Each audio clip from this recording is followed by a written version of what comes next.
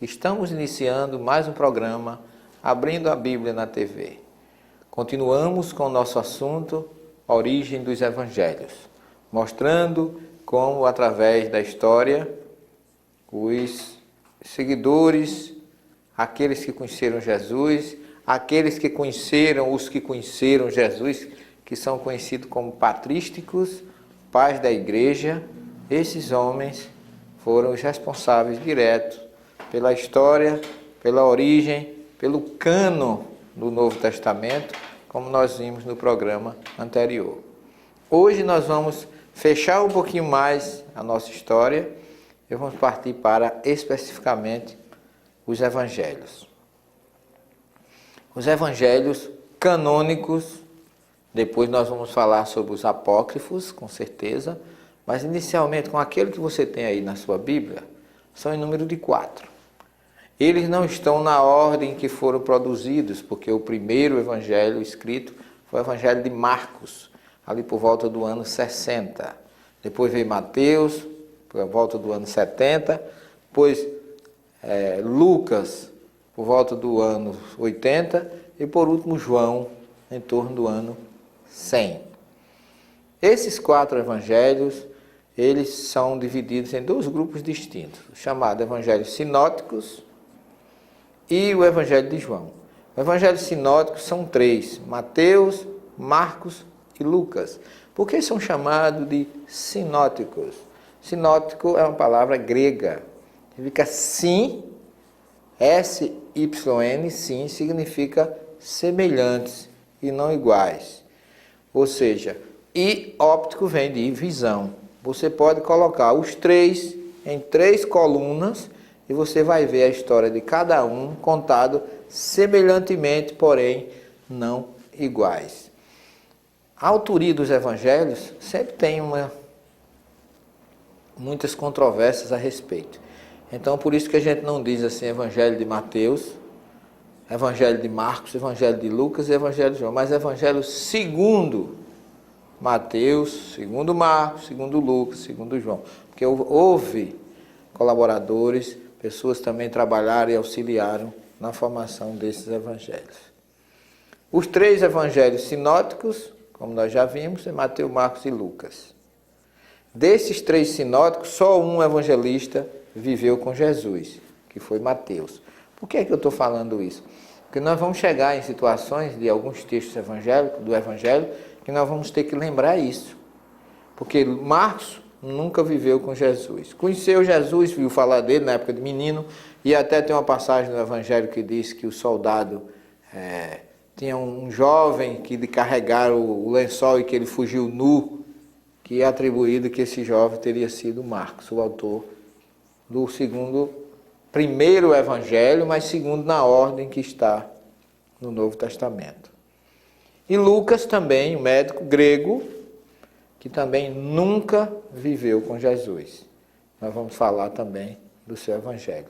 E por último, João. João, sim.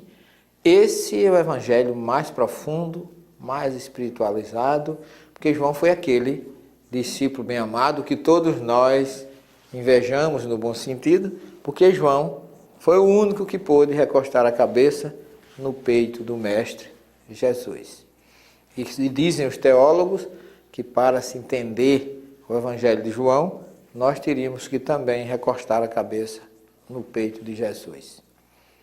Todos os 4 evangelhos, Mateus, Marcos, Lucas e João, possuem um símbolo, a igreja. Olha aí, aquele que eu falei no programa anterior, dos sentidos, do simbologismo que existe nos evangelhos e na Bíblia. A própria igreja, na criação do estabelecimento desse evangelho, criou um símbolo para cada evangelho. Baseado em quê?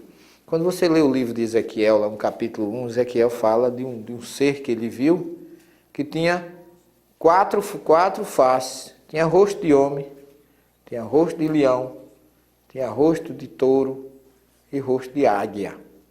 É um ser, uma visão que o profeta tem, que é narrado no capítulo 1 do seu livro chamado Livro do Profeta Ezequiel.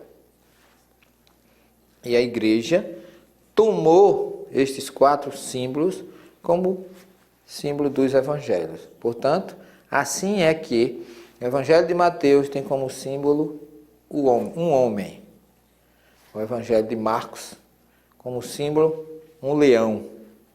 O Evangelho de Lucas tem como símbolo um touro. E o Evangelho de João tem como símbolo uma águia. Cada símbolo desse tem um significado que apresenta e representa este Evangelho. O homem, porque Mateus apresenta Jesus como o Messias para o povo judeu, ou seja, judeus convertidos ao cristianismo nascente, aqueles que foram seguidores de Jesus. E depois, o Evangelho de Marcos tem como símbolo um leão, que é a voz do que clama no deserto. O Evangelho de Lucas tem como símbolo um touro. Por quê? Porque o Evangelho inicia falando da história de Zacarias, que vai ao templo oferecer, ele era o sacerdote daquele ano, com direito a entrar no templo, e o touro era um dos seres que os sacerdotes imolavam para oferecer em sacrifício no templo. E aí ficou como símbolo do Evangelho de Lucas um touro. E João, por ser o Evangelho mais espiritualizado, mais profundo, aquele, vamos dizer assim, mais difícil, de uma exegese e de uma interpretação muito mais profunda, ficou como símbolo uma águia. Por quê? Porque a águia é uma ave que voa mais alto.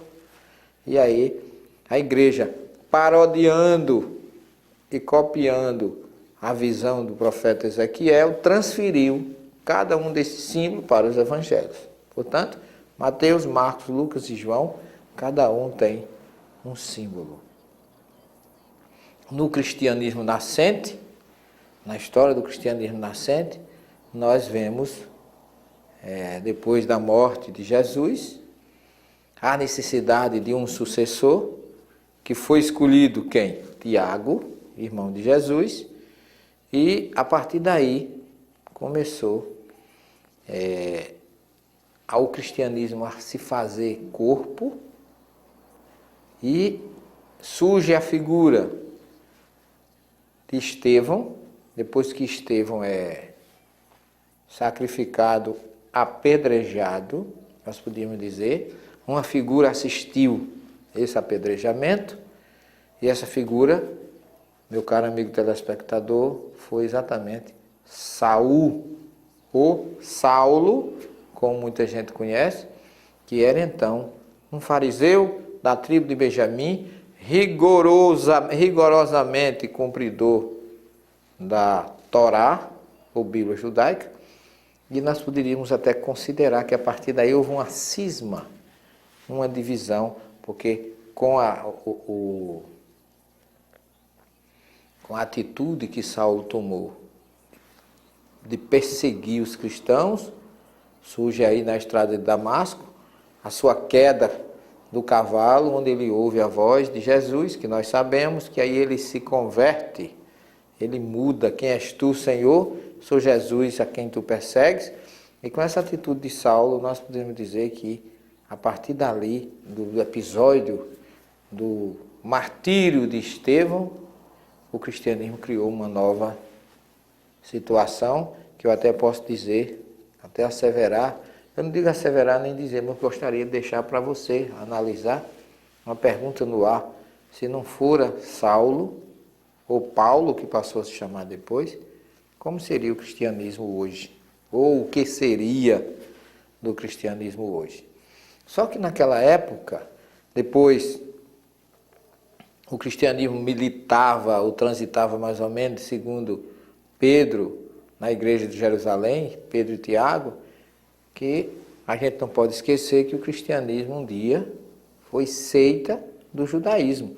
A ponto que você vê lá no livro de Atos, escrito por Lucas, que toda pessoa que se tornava cristão, segundo o costume, tinha que antes, era consenso, que todos entendiam que antes de ser cristão era também judeu. Ou seja, tinha que ser circuncisado para poder ser cristão. E aí Paulo chega na história e começa então aí a divisão, e o cristianismo em Jerusalém, a igreja de Jerusalém, caminhou dirigida por Tiago e Pedro, e a igreja, ou seja, os pagãos, ou goim, ou gentil, como se diz em grego, em hebraico se diz goim, o não judeu, em grego se diz gentil.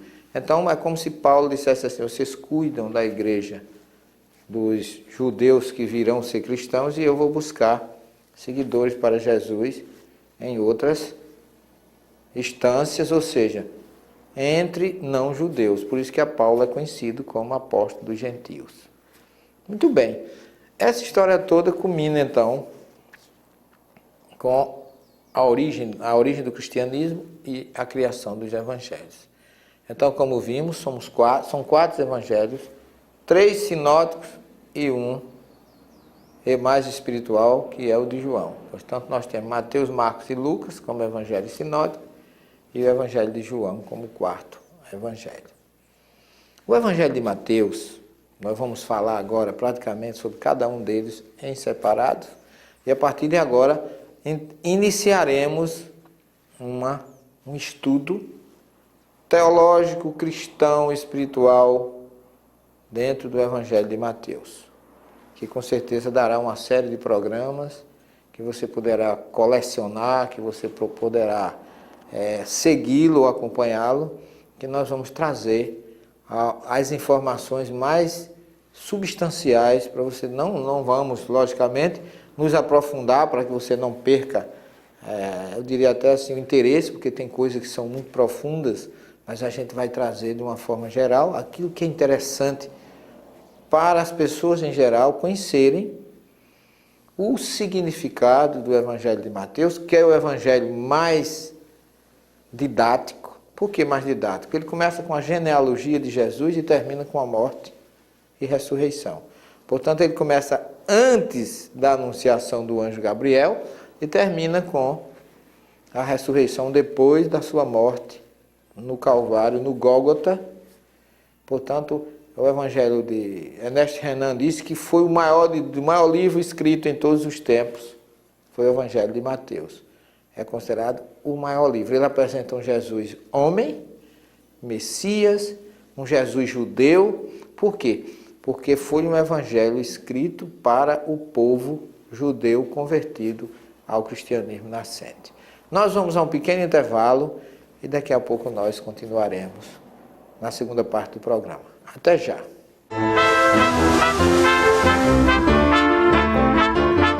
A terceira revelação, a morte não existe. Documentário em DVD gravado na França, em Uberaba e em São Paulo. Estar aqui nesse mundo simplesmente para viver e morrer não se explica.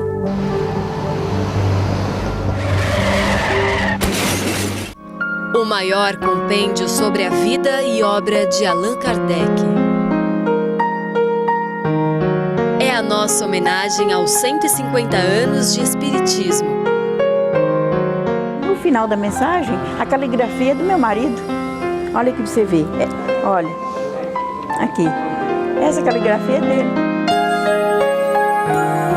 Adquira o seu em www.mundomaior.com.br ou pelo telefone 0 operadora 11 6458 3214. Tem gente que não consegue falar direito, né? Mas existem milhares de cidadãos brasileiros que também não ouvem, não enxergam e nem se movimentam bem. Não porque não queiram ou porque ninguém lhes ensinou, mas porque não conseguem. Eu estou falando dos portadores de deficiência mental. Quem é que cuida deles nesse país? Ajudando as Casas André Luiz, você certamente vai viver melhor consigo mesmo. Venha conhecer de perto esse trabalho. Ligue para 0 operadora 11 6457 7733. A maior caridade que se pode fazer ao Espiritismo é a sua divulgação. Torne-se um colaborador para a difusão do Espiritismo. Associe-se ao Clube Amigos da Boa Nova através do telefone 0800 121 838 ou através do site www.radioboanova.com.br. Estamos de volta com o programa Abrindo a Bíblia, hoje ainda falando dos evangelhos, especificamente do Evangelho de Mateus, aquele que nós dissemos que possui como símbolo o homem. Mas antes, vamos avisar vocês que nós temos, analisando as traduções bíblicas, esta obra vai mudar a sua cabeça e vai fazer com que você descubra onde está o verdadeiro sentido dos textos originais. Não deixe de fazer os seus pedidos através do telefone 0 operadora 83 3244 0835. Você faz o seu pedido, essa obra custa R$30 mais a taxa de correio e você receberá em aproximadamente uma semana em sua casa. Também temos ainda uma outra obra, fruto de umas pesquisas que nós fizemos em Israel, que se chama O Sermão do Monte. Essa obra custa R$25 mais taxa de correio. Você também pode pedir pelo telefone 0 operador 83 3244 0835, que você receberá também em sua casa ao preço de R$25 mais taxa de correio. Numa semana você receberá. Vamos dar continuidade ao nosso estudo sobre o Evangelho de Mateus. Como nós já falamos, o Evangelho mais completo, tem 28 capítulos, é um Evangelho que começa da genealogia de Jesus até a morte e ressurreição. Portanto, Mateus é o mais didático, é o mais, vamos dizer assim, aquele que apresenta Jesus de uma forma completa, é o mais didático, é o mais completo. Mateus, nós teremos também a preocupação de fazer esse estudo com base no texto hebraico que nós temos aqui, do Evangelho de Mateus, bem como o texto grego, que também temos aqui. Então nós vamos fazer estudos nesses dois textos e discutir o significado do texto hebraico e do texto grego, para que a gente possa, fazendo comparações nas traduções, nos significados e também com o propósito de levar a você o sentido de cada palavra que o evangelista Mateus colocou nesta obra. Portanto, meus irmãos, a primeira coisa que você deve analisar é para quem Mateus escreveu este evangelho. Mateus escreveu o seu evangelho para os judeus convertidos ao cristianismo. Por isso, o seu evangelho começa com a genealogia de Jesus. Por que isso? Porque no judaísmo é muito importante a família, a origem. Daí, você sabe que ainda hoje a sociedade moderna ainda se preocupa de fazer algumas vezes a árvore genealógica de sua família. A origem, de onde vem, quem foi seu avô, seu bisavô, seu tataravô, na sequência. Então, como judeu, dá muita importância. Inclusive no tempo do segundo templo, as pessoas ficavam ali no templo de Jerusalém, cadastrando realmente as famílias judaicas. Por quê? Porque para os judeus, lembre-se que Jesus, falando para os judeus, dizia: este também é filho de Abraão. Esse também é descendente, é judeu. Por quê? Abraão foi o pai de toda a nação judia. Então, cada palavra que tem no Evangelho que Jesus fala, tem uma razão de ser. Antes que Abraão fosse, eu já era. Este também se sentará no trono de Abraão, Isaque e Jacó. Jesus fala no significado de que esse também tem direito ao reino de Deus, esse também tem direito igualmente ao que não é judeu, e assim sucessivamente. Mas Mateus teve uma preocupação, porque ele começa dizendo assim, o evangelho dele, ele tinha na verdade, a primeira pergunta que um judeu faria sobre Jesus seria essa: quem são seus pais? Ele é realmente judeu porque o Messias tinha que vir, segundo os profetas: "Ó tu, Belém de Judá, não és a maior das cidades, mas de ti nascerá aquele que será chamado Filho do Altíssimo." Portanto, havia profecias de uma jovem mulher, segundo Isaías. Outros dizem assim, Miqueias: "Ó tu, Belém Efratas, não és a maior das cidades, mas de ti nascerá aquele." Então, tinha que vir alguém descendente de Davi, ou descendente de Abraão, Isaac e Jacó. Então, a primeira coisa que Mateus coloca é assim, ele coloca em hebraico Zé Sefer Tolidot, ou seja, este é o livro da geração. Hamashia, do Messias, Yeshua, Jesus, Ben David, Ben Abraham. Este é o livro da geração do Messias, Jesus, filho de Davi, filho de Abraão. Então ele apresenta Jesus tendo uma origem. Por quê? Porque para o judeu acreditar que Jesus era o Messias, por quê? Muita gente hoje diz assim, eu não sei porque é que o judeu não acredita que Jesus era o Messias.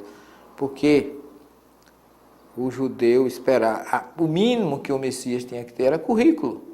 Ter estudado em algum yeshivá, que é a escola de estudos rabínicos de Israel. Jesus nunca estudou, nunca teve um currículo, porque não precisava, mas para o judeu isso era importante.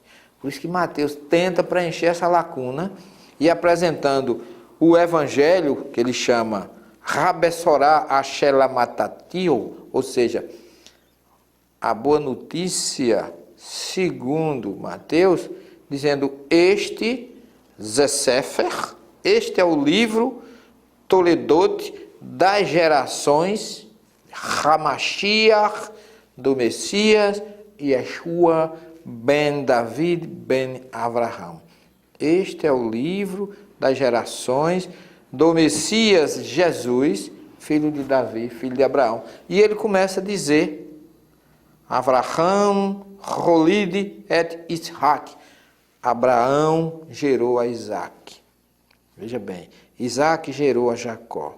E Jacó gerou a Judá, ou Judas, e seus irmãos. E Judas gerou a Tamar, a Farés e a Zara. E Farés gerou a Esrom, e Esrom gerou a Arão, e Arão gerou a Aminadab, e Aminadab gerou a Naasson. Veja que só tem nome de homem, não tem nome de mulher, porque a mulher não gera. Isso aqui não é um machismo, é porque para o judaísmo, se você não entende judaísmo, também não vai entender cristianismo. Para o judaísmo, só o homem gera, e realmente é. Um homem pode fecundar 9 mulheres, e uma mulher depois de fecundada, ela não tem mais capacidade nenhuma de conceber, até que nasça aquele filho e ela está pronta para conceber outro. Então o homem gera, a mulher concebe.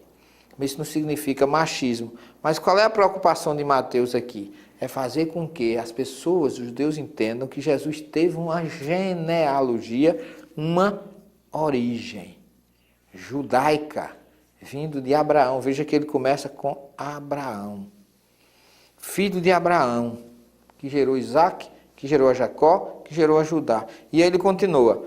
E Naasson gerou a Salmão, e Salmão gerou de Racabe a Booz, e Booz gerou de Rute a Oved. E Oved gerou a Jessé, que na verdade não é Jessé, é Ixaí ou Isaí, que gerou o rei Davi. Veja bem, quantas gerações. E o rei Davi gerou a Salomão, da que foi mulher de Urias. Olha aí, gerou a Salomão, da que foi a mulher de Urias, de quem? Betsabeia. Né?